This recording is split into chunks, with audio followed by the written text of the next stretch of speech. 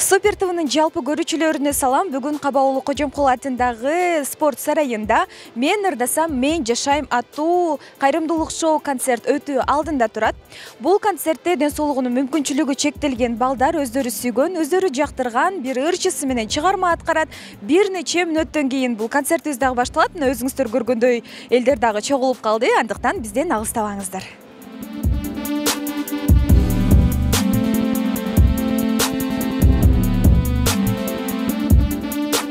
Азыр сахна артында өз кезегин күтүп жаткан ардактуу балдарыбызга, ырчыларыбызга дел күч берип дагы бир кол чаап койсок болобу?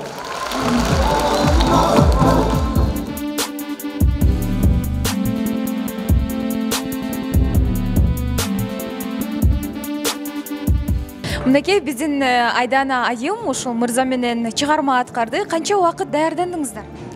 Негизи бул чыгарманы биз эки башка болуп жаздырдык. Чогуу запись болгон жок. Анан результатты уктум. Ыр даяр болгондо мен ушунчалык таң калдым. Айтмарик сонун ырдайт экен. Биринчи укканда эле аваз менен ырды эле кайра берип коюшту деп коем. Көрсө Айтмарик ырдаган экен. Абдан сүйүнүп ушунчалык аябай ыраазы болдум. Ушундай таланттуу балдарыбыз көп болсун демекчимин. Айдана айымды сиз өзүңүз тандадыңызбы? Ооба.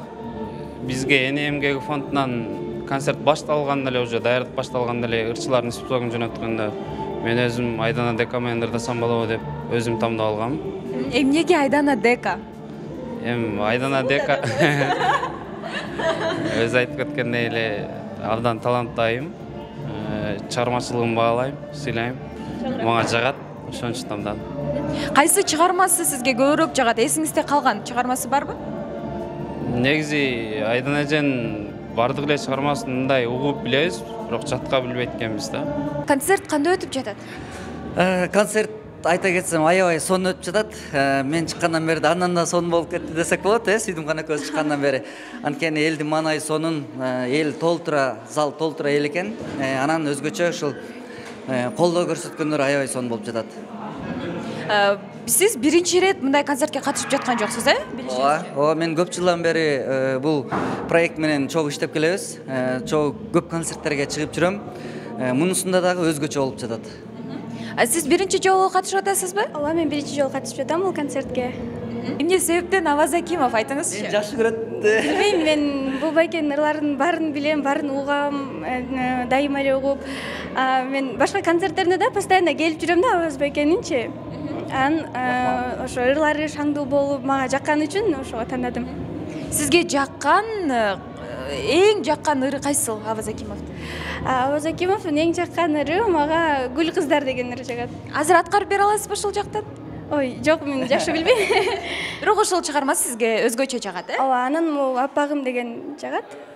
Сиздер аткарган, Андай ийгилик каалайбыз сизге. Рахмат. Сүйдүм канга мен да ыраазычылык айткым келет. Аябай сонун кыз экен, экөөбүз келип эле тил табышып кеттик, анан сонун ырдадык. Анан дагы Сүйдүм канга келечекте буюрса көп жакшылыктарды каалайм, бактылуу кыздардан болсун. Кудайым буюрса дагы көп жолугуп турабыз биз. Ошол дагы бир жолу ийгилик каалайм. Рахмат. Баарына чексиздик.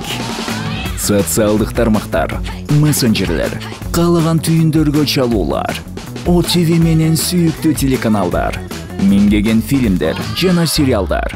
Баары сиздердин ар бириңиздер үчүн тарифке топтолгон. Переходи на О. Баарына чексиздик. Бул кайрымдуулук концерти негизи 10 жылдан бери уюштурулуп келет да. Сиз канчанчы ирет катышып атасыз? Мен эң биринчи концертинде катышкам. Азыр болсо ушул сиз айтмакчы 10-чу концертинде катышып атам. Бүгүн Айсулуу менен катышып атам. Сизчи? Мен бул фондко келгениме 7 жыл болду. 7 жылдан бери ырдап жүрөм. Бардык балдар өздөрү тандаптыр да ырчыны. Сиз дагы Добур мырзаны өзүңүз тандадыңызбы? Албетте өзүм тандадым. Өзгөчөлүк болсун деп Добур байкени тандадым. Айсулууга анда каалоо тилегиңизди айтып, ийгилик каалап койсоңуз, Ооба, Айсулууга чын жүрөктөн ден соолук каалайм. Келечеги кең болсун, келечекте ыймандуу, акылдуу Кыргызстандын мен деген кыздарынан болсун. Өзү да жакшынакай кыз экен. Кыздар, жигиттер аябай көп чуркаса керек деп ойлойм. Анан кийин өз сонун үй бүлөсүн куруп, бактылуу өмүр сүрсүн деп каалап кетем.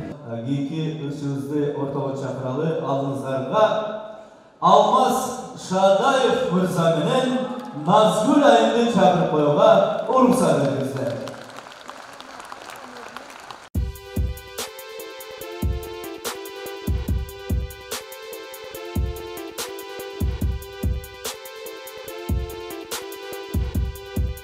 Урматтуу жалпы коноктор, бүгүн бул жерге мен атайын калып калганымдын дагы бир себеби бар. Себеби ушул концерт ар бир жылы акыркы мен билгенде 10 жылдан бери уюшулуп келет. Мен ырдасам, мен жашайм деп биздин ушул чыгармачылыктагы менин Индира эжем менен дагы ушул өзүңүздөр билсеңиздер керек 7-8 жылдан бери биргеликте иштешип келебиз. Анан бул жака мен Индира эжемди анан кичинекей менин сюрпризим бар. Эрболду Индира эжем чакырбай уруксат этиңиздерчи. Сиздер шаңкыра кол чалган бериңиздер. Мурадил бул жакта биз бир командабыз. Индира эжем менен Мурадил менен дагы чогуу биргеликте акыркы 2 жылдан бери иштешип келет. Эрбол менен иним болот. Бул концерт акыркы 10 жылдан бери ушул жерде дайыма сиздердин колдооңуздар менен уюшулуп келет. Анан экөөбүз көптөгөн клиптерди ырлар жазып, 2014-төн бери чогуу кызматташып келатабыз. Анан менин ушундай бир жакшы бир сүйүнүчүм бар эле. Бул нерсени ошо Индира эжеге жайында август айларында биз жакшы бир ниет менен эжеге айтканым бар эле. Эже Кудай буйрса Эрболго жылын айтпай эле койбойт, бирок жакшы ниетим бар. Буйрса Эрболго үй алып берем деген бир жакшы ниетим бар эле. Анан буйрса ошол күн алыс эмес 3 ай өтпөй кайрадан ошо Мурадил экөөбүз байланышып чогуу биргеликте эмне кылалы деп кеңешип Бишкектеги ар бир баягы биз корпоратив компаниялар менен байланышып, анан биздин өзүбүздүн ушу көңүлүбүзгө төп келгенин тандап, Ибадат корпоратив компаниясын тандап алдык. Бир шаңкыра колчулар менен тоозалашыңыздар. Менен футболчу жетекчилигибизди куттуктайбыз. Анан биз ушул Мурадил экөөбүз буйрса чогуу сүйлөшүп, Эрбол инибизге Бишкек шаарынан өзү каалаган бир 2 комнат үйдү белек кылып койгонго уруксат этиңиздер. Чын жүрөктөн Ибадат корпоратив компаниясына дагы терек ыраазычылык билдиребиз. Биздин шартты түзүшүп, биз карапайым дагы элдин шартына өтө ыңгайлуу корпоратив экен. Андыктан сиздерге дагы ишиңиздерге ийгилик болсун. Рахмат сиздерге дагы. куттуктайбыз. Сиздер дагы өзүңүздөр. Эчеси жүрөгүмөн куттуктайбыз. Кол чабуулар болсун. Араларыңызда.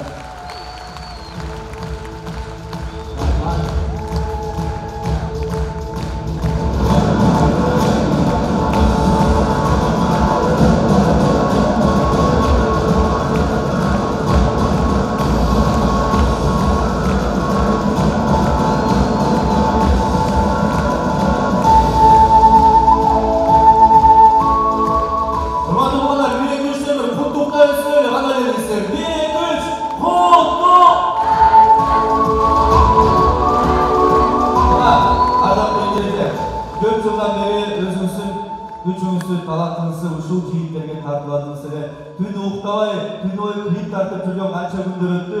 Жигиттер силерге чоң рахмат, Алла разы болсун. Силерге дагы бул жакшылык айланып келсин. Дагы бир жигиттерге кол чаап коюңуздар.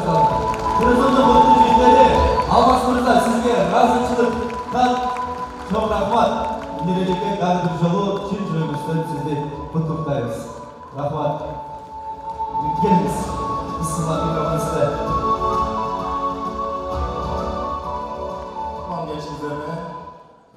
Biz мындай иш-чарага кошулганыбызга абдан кубанычтабыз. Алмаз, Мурадил бизди тандап, Ибадат курулуш турак жай кооперативине ишеним көргөзгөндөрү үчүн рахматыбызды билдиребиз. Жана Индира эжени ушундай кубанычтуу күн менен куттуктайбыз. Үйүңүз акчолтой болсун, рызкылуу болсун, мындан ары чоңоюп жүрсүн. Құттықтайсыз сіздерді. Саламатсыздар. Ең біріншіден ушул биздин балдарды келип колдоп келгениңиздерге Аллахтын эки дүйнө ыраазы болсун. Терең ыраазычылыгымды билдирем. Жана ушул Алмаз Мурадил чоң рахмат. Бирден бир тилегим ушул мен багы ата-энелер не вечные. Мен да ушул көп ооруйм, ооруганда көп ойлоном. Балам эмне болот? Мен кетип эр болуп үйдө калабы деп ойлончу элем. Ошол бир максатым аткарылып жатат. Рахмат, Алмаз Мурадил, рахмат. Аллахым эки дүйнө ыраазы болсун. Силерге чыгармачылык ийгиликтерди каалайм. Бар болгула, өмүрүңөр узун болсун, кырсыктан тышкары болгула. Ибадат компаниясына да терең корпоративге чоң ыраазычылыгымды билдирем. Рахмат, мен жакшылыгымды тең бөлүшүп аткандарыңыздарга.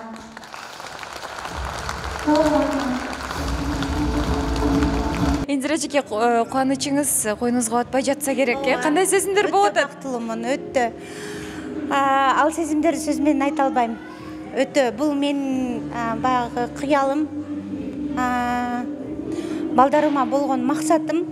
Мен негизи жалгыз бой эне болуп, балдарымды ушуларды баягы эч нерседен кем болбосун, бардыгы баягы өз ордунда болсун, энелик мээримимди, тарбиямды, баягы шарттарды түзүп берүүгө дайыма аракет кылам. Мен өзүм негизи ушундай эле балдардай эле көп дары ичем, ооруйм да. Бронхиальный астма менен ооруйм. 2-3 айда бир реанимацияга түшүп турам. Ошо реанимацияга түшүп турганда Эрболду ойлойм. Балдарымды ойлойм.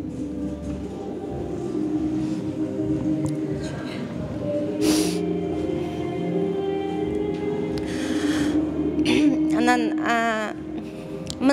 буга чейин биз Батырде жашайбыз да. Батырде жашаганда деле баягы кыйын эле да, өтө кыйын. Тем более баспаган бала менен өтө кыйын. Көчөсүң, балдар менен. Анан Алмаз менен Мурадилге терең ыраазычылыгымды билдирем. Мен үчүн өтө бир башкача сезимдер болду. Кыялымды орундатып коюшту да. Бүгүн мынакей өзүңүздөрдүн продюсериңиздерге үй белек кылдыңыздар, качантан бери ойлонуп жүрдүңүздөр эле ушу? Негизи бул мен планымда бар болчу негизи эле. Илгери мындай ойлоп койчумун. Анан Индира эже өзүнүн айтканыма 3 ай мурун айткам. Август айында ошо көлдө олтуруп буюрса эже Эрболго качан жылын айтпай, кайсы жыл экенин айта албайм, бирок буюрса Эрболго үй алып берем деп бир ниет кылган элем. Анан Мурадил экөөбүз чогуу сүйлөшүп, бүгүн ушул концерт ушул күнгө белгиленгенин билип, анан экөөбүз эртерээк чуркап коелу, аракет кылып коелу деп, анан ушу концертке аракет кылып, колдон келишинче жетиштик буюрса. Канча убакыт аракет кылып чуркадыңыздар? Негизи инициатива Алмаз байкеден чыкты да. Анан мен сразу эле за болдум. Анан Алмазга айтты, ушул жака ушул жерге келесиң. Ушул жерге келип, кыскасы иштерди бүтүрдүк. Ошо менен бүгүн концертке кыскасы инициативаны көтөргөн Алмаз эке болду. Баарын караштырып, мен кол койгон эле болдум. Ошо. Эмне себептен Ибадат кооперативин тандадыңыздар? Бизге Мурадил экөөбүзгө жакты, ошол жакты баягы көп карадык, окудук, чогуу барып бүт баарын баягы биздин дагы ыңгай, баягы карапайым элге ыңгайлуу экен чындыгында. Биз дагы карапайым элбиз, биз да элдин катарындабыз. Ошо бизге дагы айткан убактынан эртерээк деле бүтүрдүк. Айткан убактынан эртерээк буюрса бир 2-3 айда күлүштү буюрса тапшырабыз. Азыр биз ошо эң башкысы договорлоп, кол коюп, өзүбүздүн жумушубузду сонун кылып аткардык. Эми мындан ары компания эртерээк аракеттин кылып, ишеним, баягы адам ишенич кыйын го. Ишеничтүү десек болот, ишеничтүү компания экен десек болот. Бизге ошонусу менен жакты да. Иштеген адамдары, мамилелери ошо менен биргеликте эле бизге дагы ишендик. Анан ушуну тандадык десек болот. Ибадат жаңы кооператив окшойт, негизделгенине канча убакыт болду? Ибадат курулуш кооперативине ачылышына 3 ай болду. ушул 3 айдын ичинде биз 26 батир бердик 10 жылдык рассрочкасы менен. Ал эми Индира эже менен ошол эле Алмаз Шадаев менен кандай таанышсыздар? Эмне себептен үй белек кылууну чечтиңиздер? Бул белекти биз кылган жокпуз. Бул белекти Алмаз Шадаев менен Мурадил кылды. Алар менен таанышкан себебибиз, алар бизге клиент катары эле келип, биздин шарттарыбызды көрүп, бизди тамдап алышты.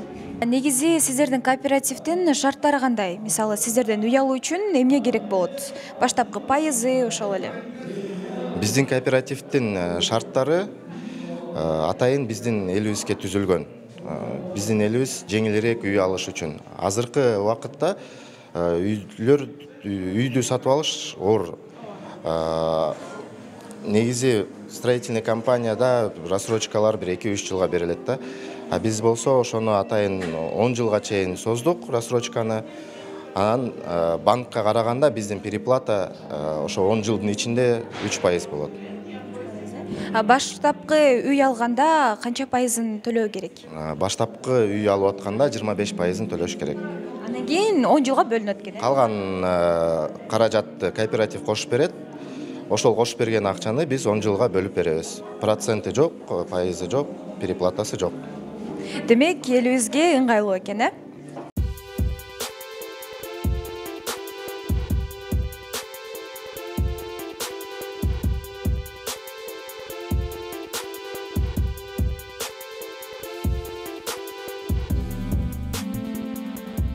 Мынакей биздин сүйүктүү көрүүчүлөр, ушуну менен дагы кайрымдуулук концерт соңуна чыкты. Кубаныч менен аякталды десек болот, албетте. Дагы да болсо ушундай жакшылыктарда амандашканча сак саламатта болуңуздар. Сиздер менен мен Аида Багышбекова болдум. Сөзсүз түрдө биздин каналга катталып, комментарий жазып, лайк басып, анан бул коңгуроону басып койсоңуздар, ушундай жакшылыктар менен ар дайым кабардар болуп турасыздар.